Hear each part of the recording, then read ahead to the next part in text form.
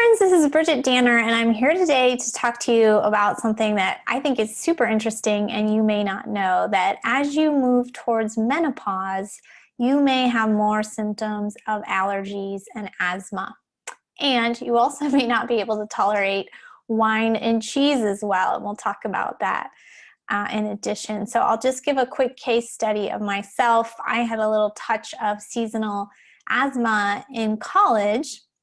That went away for 20 years. And then when, I guess it was my first spring in Arizona, I was not doing well.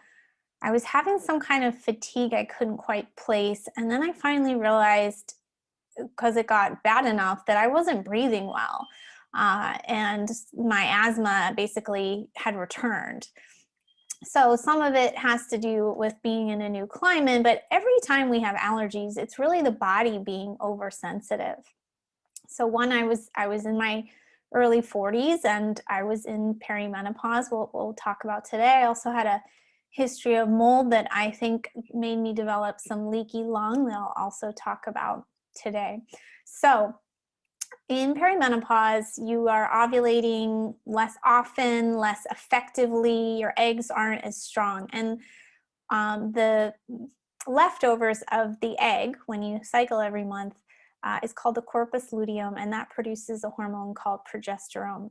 So as you age and get closer to menopause, the progesterone goes down. Meanwhile, estrogen production is often still healthy, and then it doesn't have progesterone to balance it out. So estrogen is the growth hormone, growing the lining of your uterus, growing sometimes your breasts and your hip size, and progesterone kind of slows that down, kind of pats down your lining of the uterus to make it ready for periods. So that's in basically a inevitable mismatch during perimenopause. That's just part of aging. So you've got more estrogen, and estrogen makes more histamines, and histamines can make for more allergies and symptoms of inflammation. So that's kind of the short of it, why it's happening more at this time in your life. You can read the blog to get kind of the full scoop, hear about our hormone testing we offer, some lifestyle tips, a little bit more about high histamine foods that may be starting to bother you because your histamines are already high. What I wanted to focus on in this little video is some of the things I'm doing for my own asthma. And I do have inhalers and I have an emergency steroid pill, but this is the first year that I don't really need them anymore on a daily basis. So it's a big win. And I wanted to tell you what I'm doing. So the first thing I kind of learned about and started doing was magnesium and fish oil, which I already was taking, but I found if I kind of high dosed it, it was helpful. Now I'm just sort of normal dosing it. And I wanted to show you sort of how I take supplements right now.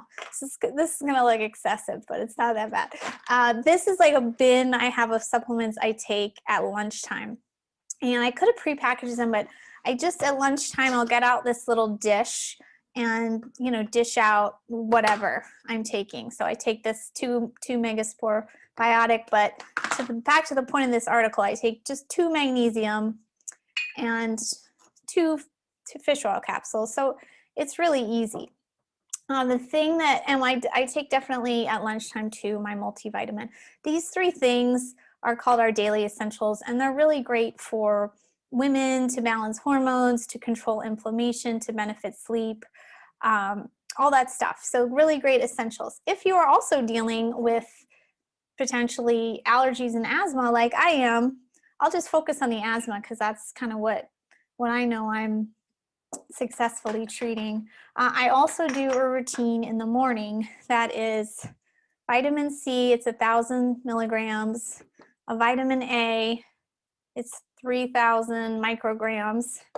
I do our glutathione spray. I also do sometimes our glutathione liquid. It's in my fridge though.